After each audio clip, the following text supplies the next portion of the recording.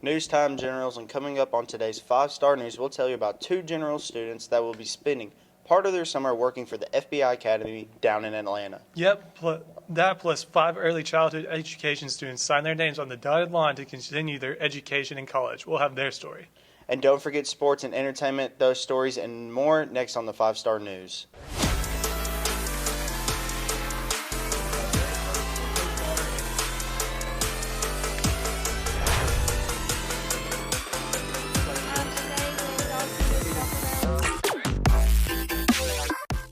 And I am so happy it's Friday. I'm just looking forward to the weekend. Me too, Jackson. And the school year is quickly coming to a close, but with the days winding down, our announcements become even more important. Sure do. So pull out a pen and paper and jot down some of the info we're about to tell you in today's What's Up Heritage segment with Ava, Emily, and Rory. Take it away, ladies. Thank you for that lovely introduction, guys. I'm Emily, and this is Ava, and we have a few big announcements to tell y'all. So let's get into it. Today there will be a Partners Club softball game. If you're wanting to watch the game, make sure to bring $3. The game will be at 1:30. Graduation is coming up. It will be on May 23rd at 7:30 p.m. at the Jeff Sims Field. Come out and support all the generals who have worked hard all 4 years.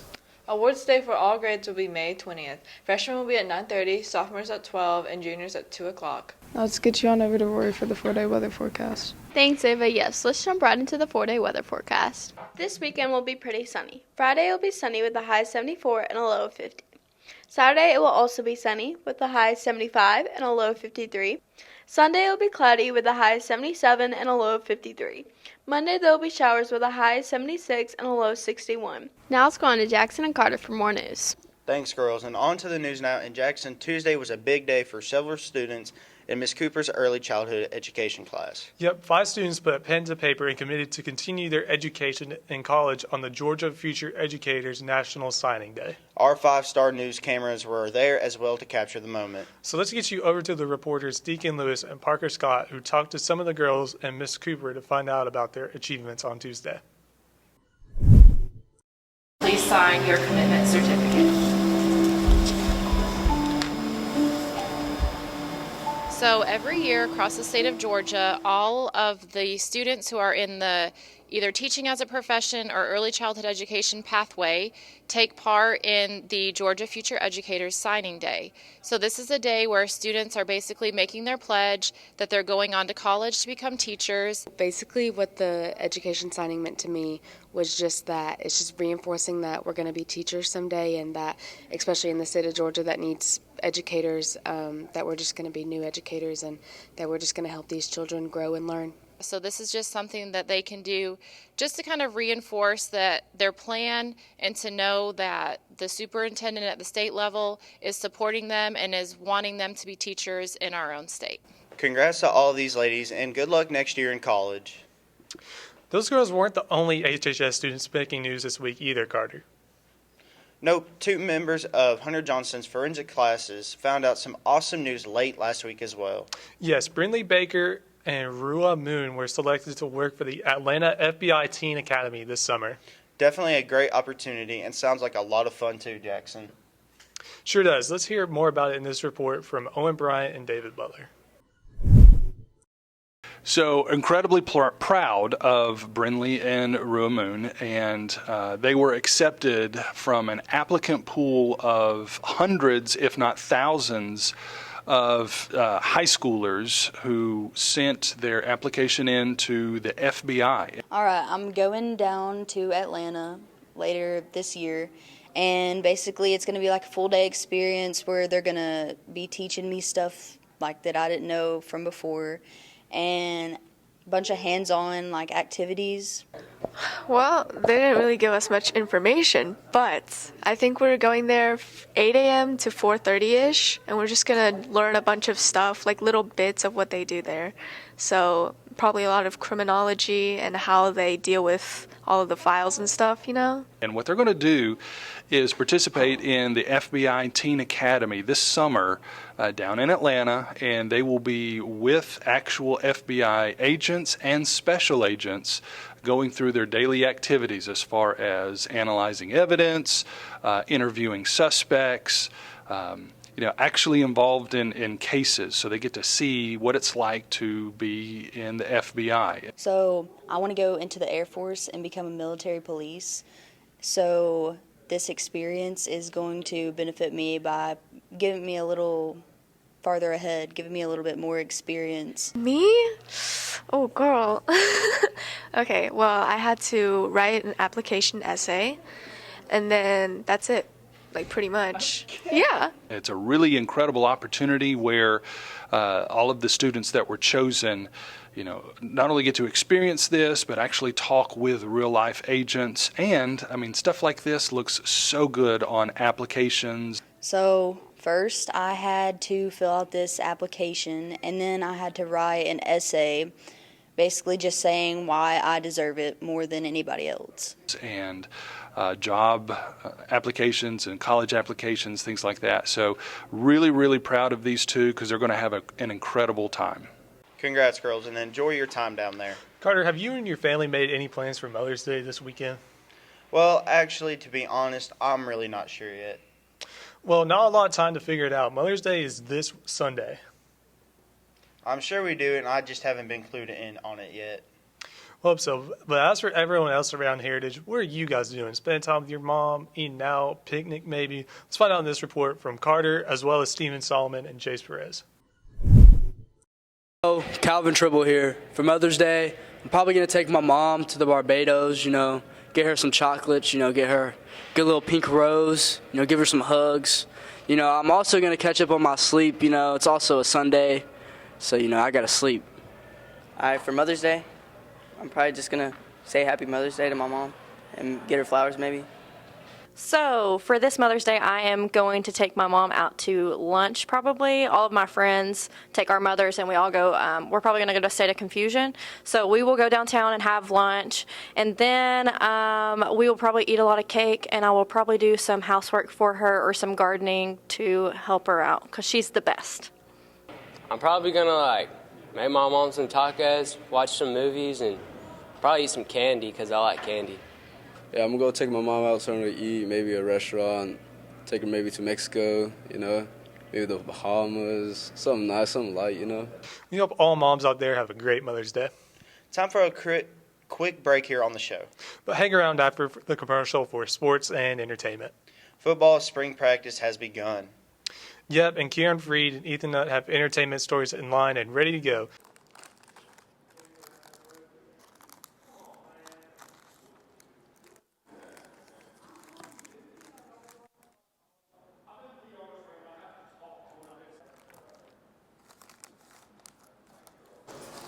Hey, watch this.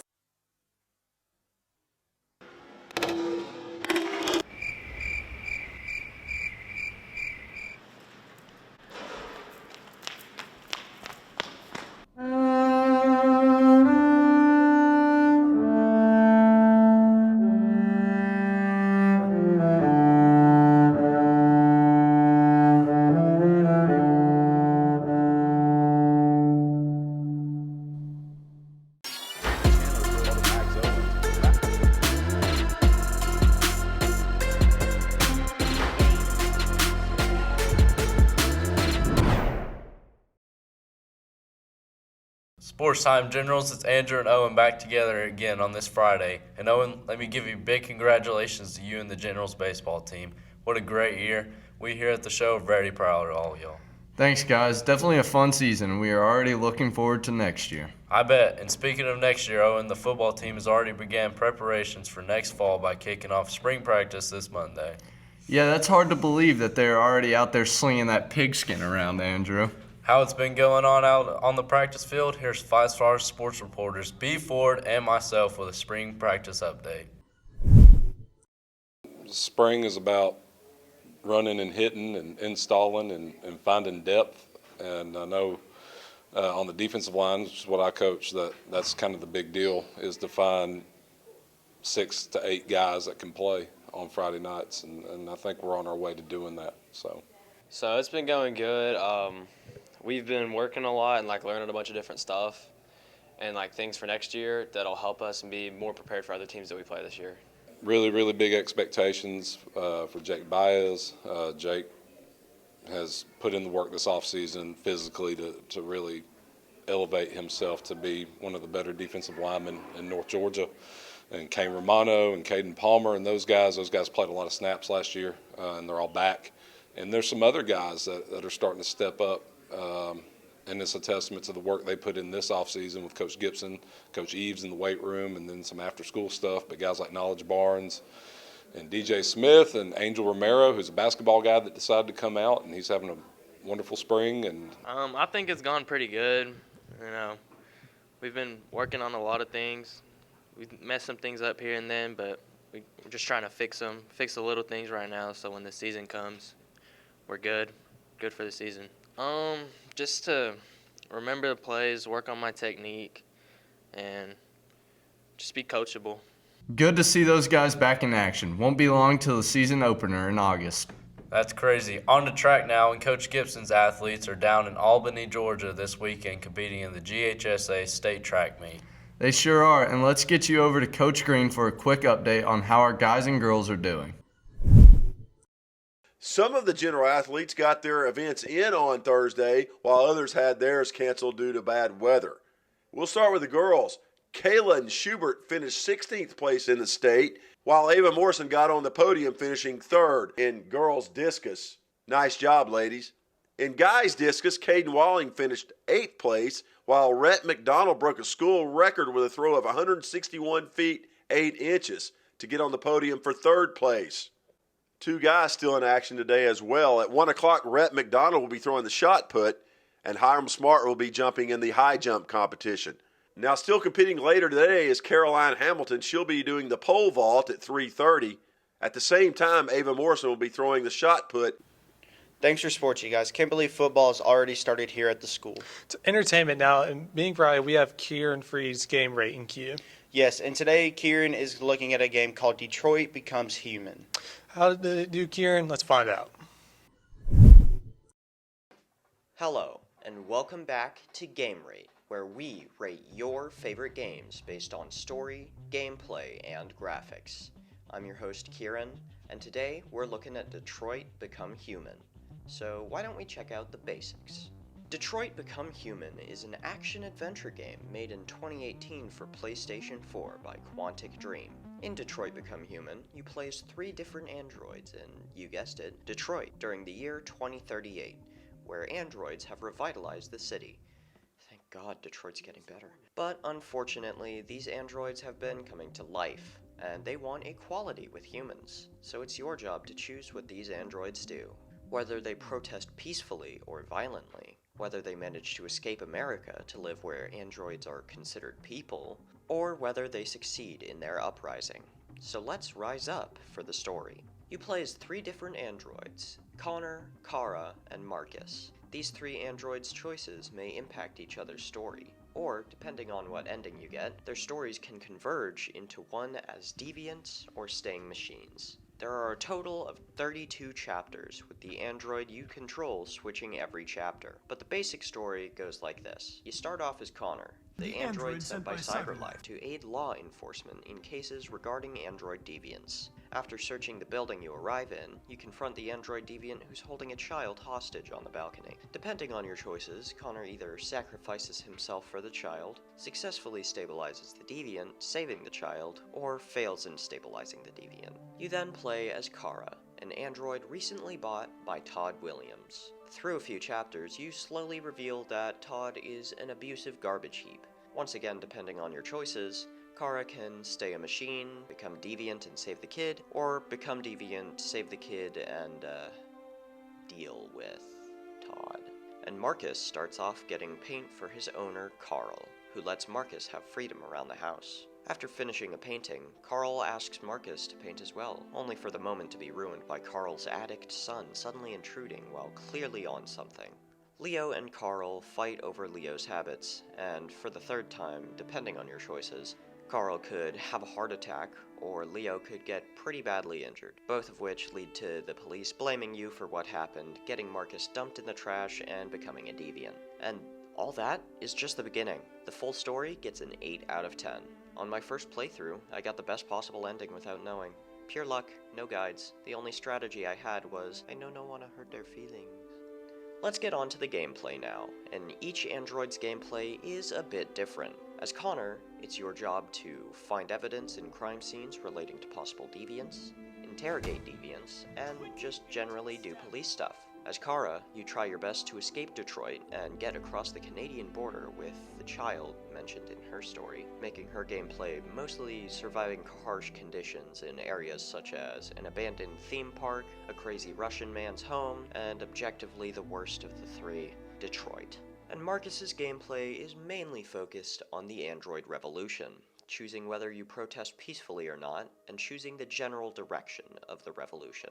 Your actions as Marcus affect the other elements of the story the most, so choose carefully. Overall, the gameplay is mostly finding and using information to aid the android revolution, unless you keep Connor a machine. Then 2/3 of the gameplay aids the revolution. In total, the gameplay gets a solid 9 out of 10. It's kinda like your average Telltale game, but 12 times better. On to the graphics now, and you know how gaming companies want to be the best at graphics. This game feels like a movie, and when this game came out, I thought we had reached the best graphics could be, but nope. Ray tracing and more polygons and yada yada yada, you know. Graphics get a nice 9 out of 10. Like I said earlier, it feels like a movie. Really realistic graphics, but I admit I'm biased against AAA game companies, which is why most of the games have been indie games so far. But hey, what do I know? I'm just a 17-year-old who's too scared to give a game a bad rating. In total, Detroit Become Human gets an 8.75 out of 10. I really enjoyed playing this game, and you could too if you give it a shot. Pretty sure it's on sale on Steam right now. Anyways, that's it for this edition of Game Rate. Come back next time, where we're covering Portal 2. See ya! Thanks, Kieran. Always a masterful job. Yep, and that game looks really cool. Now, on to Nut Metal, Jackson. Are you ready? I guess I am. Well, you might want to cover your ears for this next segment. Ethan turns up the volume today on cyber metal. Take it away, Nut. Well, hey again, and welcome back to another Nut Metal with the one and only Ethan Nutt. Today, we're going to talk about cyber metal. This is an interesting genre, so let's get into it, shall we? So, if your friend likes metal and you like dubstep, this genre is perfect for you. Cyber metal has a mix between dubstep and metal with screams galore and very great symphonic beats. There are many different bands that are cyber metal. I usually do 4, but this time I'm going to do 2, because these 2 are officially, in my opinion, the best bands to start with. After me.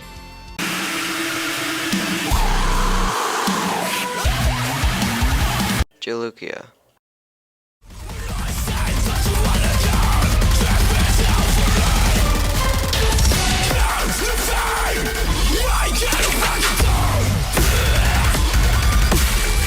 Jalukia is a Japanese metal artist also. Adds a little kick to your playlist. And After Me is a band that recently came out several weeks ago. Let's give them some support because their songs are great. If you want to listen to metal with your friend who likes dubstep, this is a perfect start with either getting them into metal or showing them that there's more to metal than passive guitar riffs and drums. Like I said, there's a lot of metal genres that we haven't covered yet, but we are getting into it. So the next genre of the next episode of Nut Metal is nu metal. It's a pretty cool genre, and I'm really looking forward to it. So, we'll see you in the next Nut Metal.